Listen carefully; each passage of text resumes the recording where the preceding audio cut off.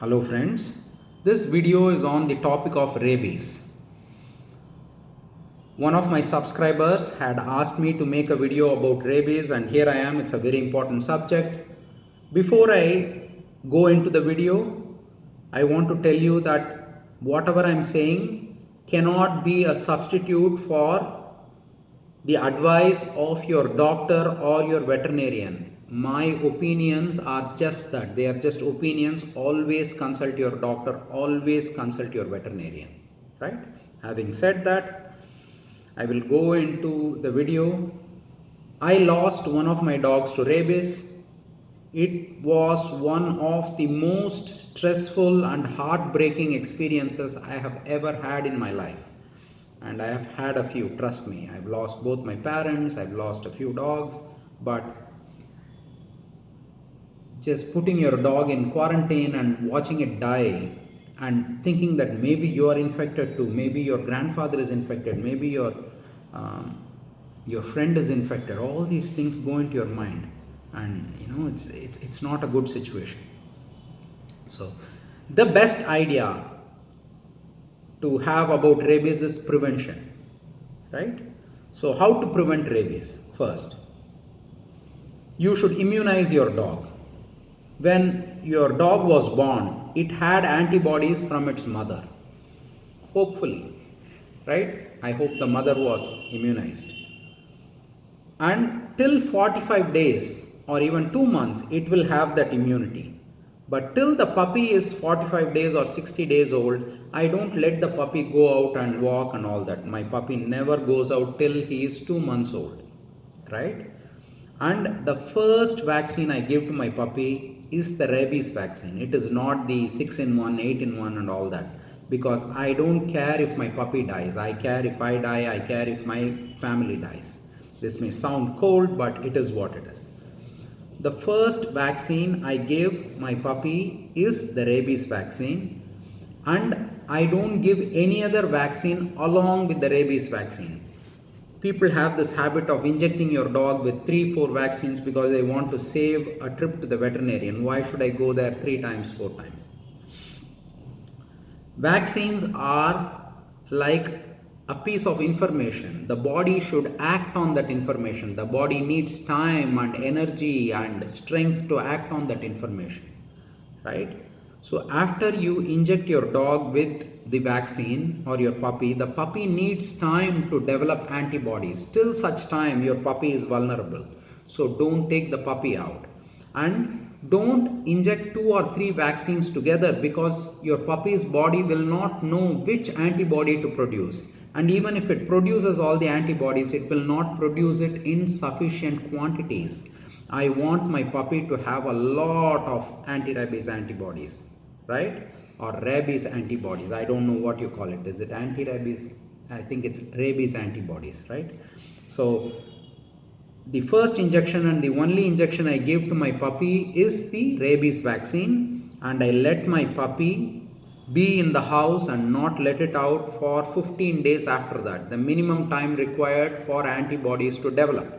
So this is point number 1. Now coming to the human.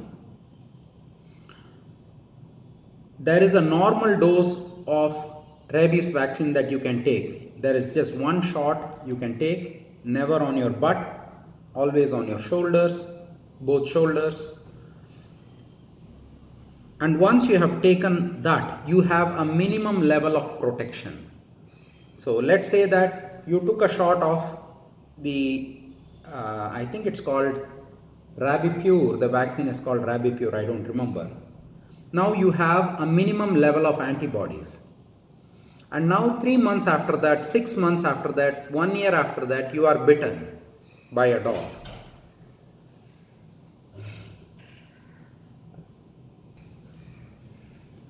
You should follow this protocol. First thing you should do is, you should assume that the dog is rabid. If you come to my house and Ganga bites you, I will ask you to assume that Ganga is rabid. The reason is,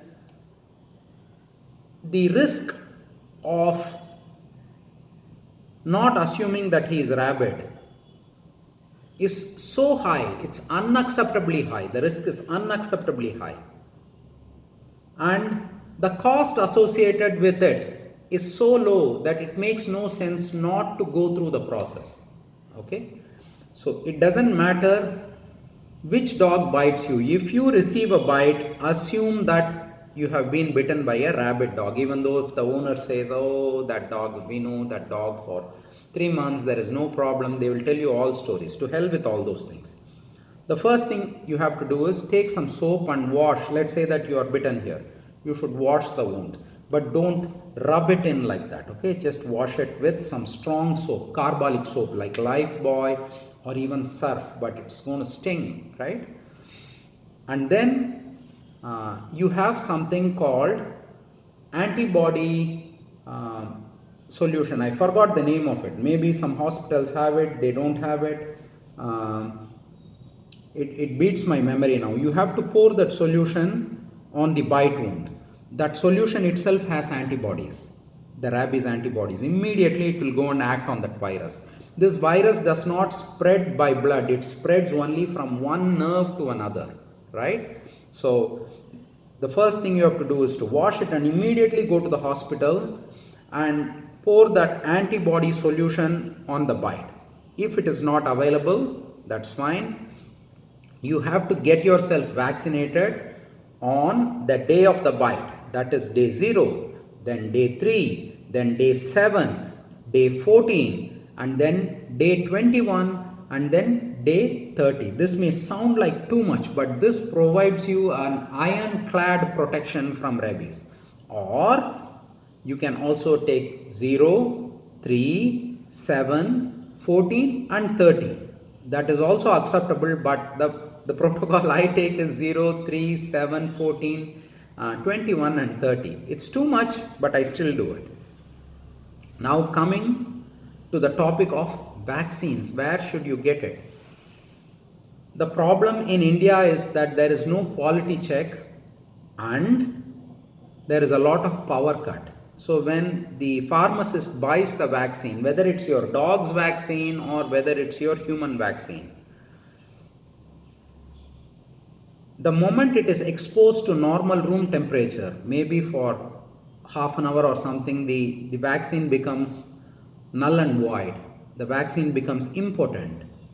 So I always get the vaccine from the wholesaler who supplies to my entire city. He has a very strong cold chain. It is called the cold chain. So the vaccine should always be kept cold. So from the factory to the distributor, it has to be cold. From the distributor to the dealer, it has to be cold. From the dealer to the pharmacist, it has to be cold. From the pharmacist to your hands, it has to be cold. And from your hand into the body, it has to be cold. If this chain is broken anywhere, then it is as good as injecting just some water into your body. This is what happened with my dog, whom I lost to rabies. It's one of the most tragic things because I had to put him in quarantine and watch him die slowly. I don't want that. I want my child to die in my arms, not in a cage. And till the last moment he was conscious, he knew me, he could recognize me. I don't want it ever. So I always make sure that my dogs, even when Ganga gets into a fight with a dog near my farm, I don't care. I do 0, 3, 7, 14 and 30. I do 5 vaccines for Ganga. Some people say it may produce complications and the dog may die because of over vaccination. I would rather have my dog die of those complications than rabies. And coming to the human, if you follow this protocol of 0, 3, 7, 14 and 30, I don't think in this entire world only 1 or 2 people have died, and that too they didn't take the vaccines on the 3rd shot. They didn't. Anyone who has taken the 3rd shot of vaccine and still survived has never died in the world. So it's a very simple process. Don't ignore it.